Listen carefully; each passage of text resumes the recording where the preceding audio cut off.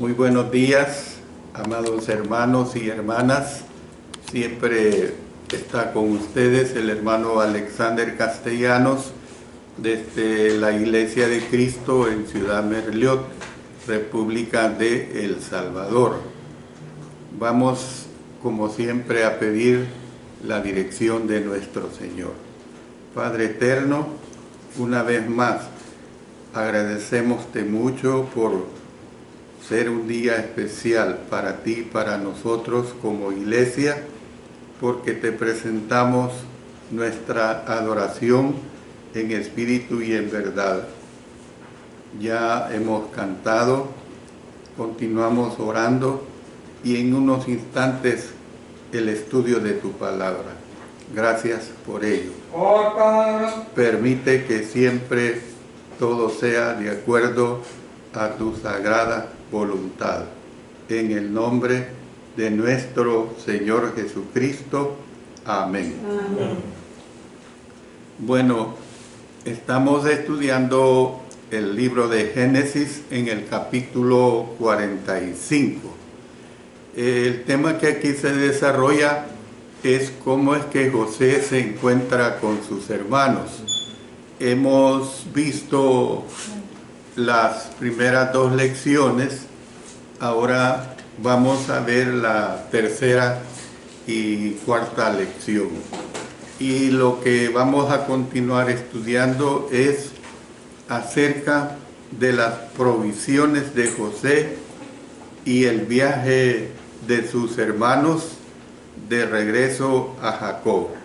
Esto está comprendido desde el versículo 21 hasta el 28. Le repito, las provisiones de José y el viaje de sus hermanos de regreso a Jacob. Quiero decirles también que una vez más estamos en este estudio que desarrollo especialmente verso por verso. Vamos a comenzar, no voy a leer la porción completa porque lo voy a ir desarrollando como lo sé hacer versículo por versículo, y vamos a comenzar con el versículo 21, perdón. Dice acá: y lo hicieron así los hijos de Israel, y les dio José carros conforme a la orden de Faraón, y les suministró víveres para el camino. Entonces aquí vemos que dice los hijos de Israel, o sea, acuérdense que hubo un cambio de nombre para él, que es el mismo Jacob. Dice que siguieron las instrucciones recibidas de José, quien les proporcionó carros, tal como mandó Faraón, y abundantes víveres para el camino a Canaán. Una cosa que hay que hacer notar acá es que aunque José tenía, por decirlo así, poderes plenipotenciarios, pero José no fue uno que abusó de autoridad. ¿Por qué digo esto? Porque él pidió el parecer de Faraón, y Faraón también le autorizó. Fue con el beneplácito de Faraón que se dieron todas estas provisiones para el regreso de ellos, y también suficientes provisiones para su padre Jacob. Luego el versículo 22 nos hace ver pues que, yendo más allá de la directiva de Faraón, José dio presentes adicionales como prueba de su perdón. Es decir, a cada uno de todos ellos dio mudas de vestidos. Hay que entender que estos eran grandes regalos en esa época. Probablemente eran artículos costosos de vestir que los pastores normalmente no podían adquirir. Seguramente vieron la ironía en ello. ¿Por qué digo esto? Una prenda costosa dada a José por Jacob había aumentado el resentimiento de los hermanos contra él y lo llevó a venderlo por 20 piezas de plata. Yo no lamento que no investigué a tiempo, pero sí me gustaría saber el valor monetario de lo que representaba en aquel tiempo estas 20 piezas de plata. Yo me imagino que era algo oneroso, de acuerdo a que ellos se quedaron tranquilos pues con 20 piezas de plata. Yo pongo esta ilustración también. Yo no la viví tanto, pero mis padres y los abuelos y los abuelos de ellos, o sea, los bisabuelos, sí vivieron esta época cuando nuestra moneda era el colón. Y decían que con un colón se hacían maravillas, porque una libra de frijoles costaba 5 centavos, lo mismo una libra de arroz. Imagínense todo lo que se podía hacer con un colón, dividiendo el colón en 20 monedas de a 5, pero así era como se comportaba el valor adquisitivo de nuestra moneda a principios del siglo pasado, o sea, el siglo XX. Entonces, ¿qué es lo que vemos? Que de la misma manera que José le había dado a Benjamín una porción de alimentos 5 veces mayor, esto ya lo discutimos, que las de sus hermanos mayores en el banquete. Como poderoso gobernador de Egipto, José tenía el derecho de ignorar la prioridad de nacimiento o primogenitura. ¿Ve? Primogenitura, y darle bendiciones especiales al más joven y no al mayor. Y es lo que optó por hacer. Más adelante, en su lecho de muerte, Jacob ignoraría la prioridad de nacimiento e invertiría el orden e importancia de las bendiciones a favor de Judá y de José. Ya esto lo hemos visto en una cita anterior. Estaba especialmente contento de ver a su hermano por padre y madre y agradecido de saber que estaba a salvo. Tengo aquí la información a cuánto equivale una pieza de plata en el Nuevo Testamento. Dice lo que hoy equivaldría a $2, aunque hay hoy un denario. Miren qué interesante, se puede comprar en Mercado Libre a $3,000. Así que 30 denarios sería solo $60, partiendo del valor de la plata. Entonces Judas entregó a Jesús por un monto que en el día de hoy podría estar entre $60 y $300. Claro, como decía, pues esto es un alto valor para aquellos tiempos. Probablemente si hablamos ahora de $300, sí ayudan, pero no sacan de mucho apuro. $300, sobre todo el nivel de vida que se vive en estos tiempos. Entonces, podemos ver que dos acontecimientos convencieron a José de que los hermanos que le habían tratado tan mal eran ahora hombres transformados. Y esto para mí es un punto con cierta duda, ¿verdad? Por lo que vamos a seguir estudiando. En primer lugar, estaban dispuestos a sufrir con quien fue hallado con la copa de plata. O sea, acuérdense que fue un ardid de parte de José el poner la plata en el costal de Benjamín, y que evidentemente, según lo que había dicho Judá, pues como quien dice, a él le iba a tocar dar su cabeza, pues.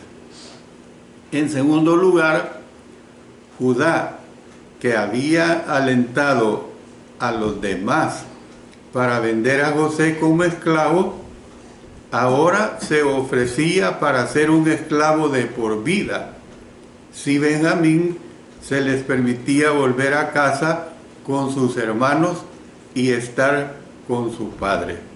O sea, esto lo vimos en el capítulo 44. Entonces, todo indicaba que los hermanos habían aprendido la dolorosa lección de cuán destructivos pueden ser los celos y la mala voluntad contra un hermano.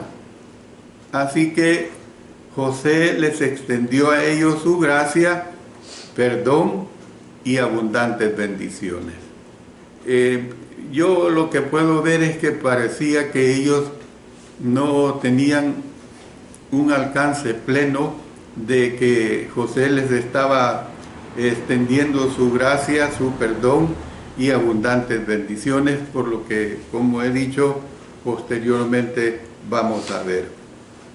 Bueno, el versículo 23, por último, vemos que José envió presentes a su padre, equipó a Jacob para que viajara pues de un modo opulento, enviándole 10 asnos cargados de lo mejor de Egipto. ¿Cómo puede usted comparar esto? Es como que si trasladamos esto, se carguen 10 aviones que les caben 200 o más toneladas y se envían 10 aviones cargados con los mejores implementos para la subsistencia. Pero además dice que incluyó 10 asnas cargadas de trigo y pan y comida para su padre en el camino. Hay una cosa que hay que notar, que se diferencia el sexo de estos animales. Dice 10 asnos y 10 asnas. O sea, ¿qué es lo que a mí me atrae en esto? Que en estos animales no había diferencia en cuanto al peso. Macho o hembra podían soportar buenas cantidades de carga. La abundancia, pues, de grano y provisiones de alimentos reforzaría la imagen de Egipto como una tierra de abundancia, lo cual ayudaría a convencer a Jacob de que su hijo perdido hace mucho tiempo, que ahora era un gobernador en Egipto, realmente podría proporcionar para él y para toda su familia, no únicamente mientras viajaran, sino también cuando llegaran a Gosén. En el versículo 24 vemos que dice acá, este versículo es bien interesante.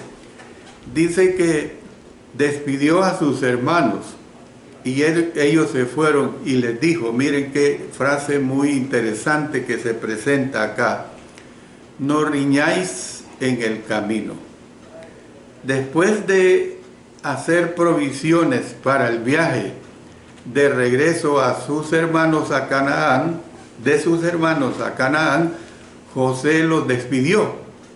Sin embargo, mientras iban, les dio una orden final: no riñáis por el camino. ¿Por qué les dice esto? Porque él conocía a sus hermanos lo suficientemente bien como para saber que la lucha y las recriminaciones fraternas sobre la esclavitud de José podrían surgir tan pronto como estuvieran fuera de su vista, o sea, el irse culpando el uno al otro. Yo te dije esto, yo te dije aquello, la culpa es tuya, ¿por qué no me oyeron? ¿Ve? De hecho, José ya había sido testigo de algo de este tipo de comportamiento antes de darse a conocer a ellos. Recordemos, cuando dice entonces, Rubén le respondió diciendo, no os hablé yo y dije, no pequéis contra el joven y no escuchasteis, he aquí también se nos demanda su sangre. Y entonces, y no quería, pues José no quería que los hermanos echaran a perder la alegría de su padre sobre la noticia de que José vivía aún. Entonces, esto es bien importante. Aún en esto nosotros podemos ver la sabiduría que tenía José. Otra razón por la que José les advirtió a sus hermanos fue que cuando le dijeran a su padre que José estaba vivo en Egipto, podrían tener que pedirle perdón por perpetuar un encubrimiento durante 2 décadas sobre la desaparición de su hijo favorito. Los hermanos temían que José le guardara rencor y luego se vengara de ellos. Él ya los había perdonado, como lo hemos visto en los versículos 1 al 8 de este capítulo 45. Sin embargo, ser perdonado no es lo mismo, oiga lo que voy a decir, no es lo mismo que sentirse perdonado. Ve, pero que una cosa es que yo perdone, pero otra cosa es que al que le estoy pidiendo perdón se sienta perdonado. Es decir, que no guarde rencor, que acepte mi perdón. Esa es la situación. Probablemente se les estaba dificultando perdonarse a sí mismos y no podían creer que José era sincero en su perdón. Años más adelante lo vamos a estudiar, pero lo menciono en el capítulo 47, leamos los versos 9 y 28. Y Jacob respondió a Faraón, los días de los años de mi peregrinación son 130 años. Pocos y malos han sido los días de los años de mi vida y no han llegado a los días de los años de la vida de mis padres en los días de su peregrinación. Y vivió Jacob en la tierra de Egipto 17 años, y fueron los días de Jacob los años de su vida, 147 años. Entonces, cuando murió su padre, los hermanos seguían temiendo que José podría vengarse contra ellos por haberle vendido como esclavo. Y esto lo vamos a ver en el capítulo final de Génesis, el capítulo 50. Lo vamos a estudiar esta situación que aquí se da. Luego, en los versículos 25 y 26, de acuerdo con las instrucciones de José, los hermanos subieron de Egipto y regresaron a la tierra de Canaán a Jacob su padre. Cuando llegaron, le dijeron de inmediato, José vive aún y él es el Señor en toda la tierra de Egipto. El narrador, o sea Moisés, porque a él se le atribuye el libro de Génesis, pero mencionemos como el narrador, no mencionó las preguntas de Jacob acerca de cómo José llegó a estar en Egipto o que realmente había sucedido muchos años atrás. Fíjense bien que Jacob no se ve, pues al menos aquí escrito por revelación del Espíritu Santo. Bueno, ¿y cómo es esto? no se ve esa situación. La omisión podría sugerir que el anciano estaba demasiado contento como para hacer estas preguntas, o no se le ocurrió preguntarles en el momento, pueda que posteriormente lo haya hecho. El anuncio de que José estaba vivo era demasiado difícil de aceptar para Jacob. Sin embargo, la afirmación de que era un gobernador en Egipto afligió a Jacob para no creer. Ustedes saben que en el capítulo 37, Jacob había creído el engaño de sus hijos, pero ahora, cuando le informaron de la verdad de que José estaba vivo, no les creía. Y es que hay razón. Habían sido mentirosos, le habían mentido a su padre. Imagínense la maldad que hicieron de venderlo a José por 20 piezas de plata. Luego, detrás de eso, le quitan la túnica, matan un cabrito, ensangrentan la túnica y se la presentan al padre. ¿Ve?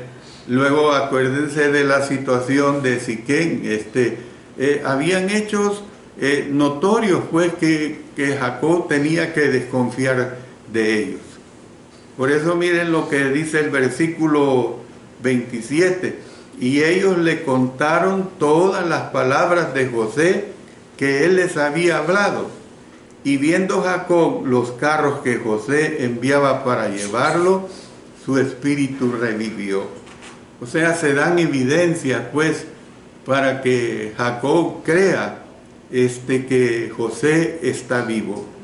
En un intento, pues, por convencer a su padre de que José aún vivía, los hermanos tuvieron una larga conversación con él, en la que le contaron todas las palabras de José que él les había hablado. En vista, pues, de que Jacob sabía que sus hijos tenían un historial de mentiras, naturalmente estaba incrédulo. Sin embargo, cuando vio los carros que José enviaba para llevarlo, se convenció. Es decir, que los carros, junto con los 20 asnos, granos, prendas costosas y 300 piezas de plata que le había dado a Benjamín específicamente, pues sirvieron como una prueba, o pruebas, mejor dicho, irrefutables del contacto de los hermanos con alguien que era rico, y no solo que era rico, sino que era benévolo. Esta es una situación bien clara. Estos artículos confirmaban el increíble relato de los hermanos en cuanto a que José estaba vivo y gobernando en Egipto. Como resultado de esta noticia, dice aquí la Sagrada Escritura que su espíritu revivió. Es decir, se dieron pruebas fehacibles, pues, pruebas que convencían para que él llegara a creer en esta situación. Más de 20 años atrás, cuando se le había convencido de que José estaba muerto, Jacob se había lamentado profundamente al grado que no quiso ni recibir consuelo. Y esto lo estudiamos también. Ahora, la pesada carga fue levantada de encima de él. Y yo puedo entender esta situación como padre. Yo personalmente como padre lo digo, resiento que tengo una hija lejos. Yo creo que mi esposa también. Yo la quisiera ver más a menudo y ver a mis 2 nietos. Yo lo quisiera, pero las limitaciones económicas no lo permiten. Son situaciones, pues, que hay que entenderlas. Luego, en el versículo 28, se habla que esta nueva esperanza condujo a Israel a decir: basta, José mi hijo vive todavía, iré y le veré antes que yo muera.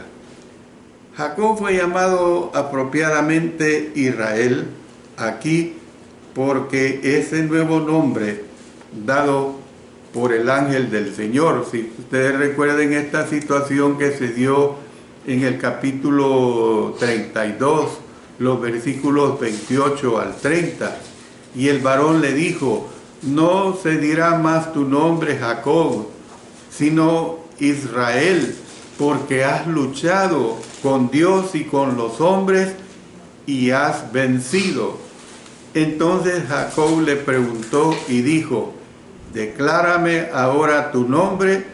Y el varón respondió: ¿por qué me preguntas por mi nombre? Y lo bendijo allí. Y llamó Jacob el nombre de aquel lugar Peniel, porque dijo: vi a Dios cara a cara. Hay que entender esta situación. Dios es espíritu, pero se usan figuras para nuestro entendimiento, para nuestro lenguaje. Y fue librada mi alma, dice. Suponía pues una nueva esperanza y el destino para él y para su familia. Entonces, ¿qué vemos? Estos descendientes de Abraham estaban en el umbral de una nueva aventura en una tierra extraña como lo era Egipto, porque así es. Y su decisión de establecerse en esa tierra establecería el curso de la historia de Israel. Y fíjense cómo es de notoria esta situación, que lo vamos a ver a su debido tiempo, que cuando Herodes persiguió a José y María por la nacida del niño Jesús, de Jerusalén huyen ¿para dónde? Para Egipto. Y podemos entender de que fue una travesía, ¿ves? Y luego viajar en asnos o en bestias, lo que fuera, cómo se ocupaba el transporte de aquella época, ni siquiera en carruaje, porque José y María eran pobres, ¿ves? Entonces, esto es realmente muy trascendental. Yo me voy a quedar acá. ¿Por qué les digo esto? Porque en la lección que presentaré a la hora del sermón vamos a ver la aplicación, las lecciones de vida que nos da este capítulo 45. Realmente para mí es sorprendente todo lo que nos enseña este episodio de vida, en la vida de José, en su relación para con sus hermanos y ese amor que se revive mutuamente entre José y su padre Jacob, porque tanto el uno como el otro se van a gozar en el encuentro que se va a dar. Pero eso lo vamos a ver cuando veamos el capítulo 46. Me detengo acá con oración. Padre Celestial, Dios de toda misericordia y grandeza, te damos las gracias pues porque nos permites el excelente estudio de tu palabra. Gracias porque nosotros ahora sacamos mucho beneficio espiritual para nuestras vidas. Gracias por ello.